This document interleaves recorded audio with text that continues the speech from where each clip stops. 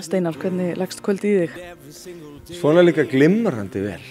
Ég er bara pollrólegur. Það verður bara skemmtilegt. Engin smá kvíðahnútur í maganum? Ekki núna, ekki ennþá allavega. Ég er bara pottutur á þetta eftir að steinlíkja. Hvernig myndirðu lýsa atriðinu þínu? Þetta er svona þrepaskipt. Það tekur, þetta sé að byrja svona frekar rólegt, en svona, ég og píanóið bara, en svo gefur það í með tímanum og endar í svaka stuði.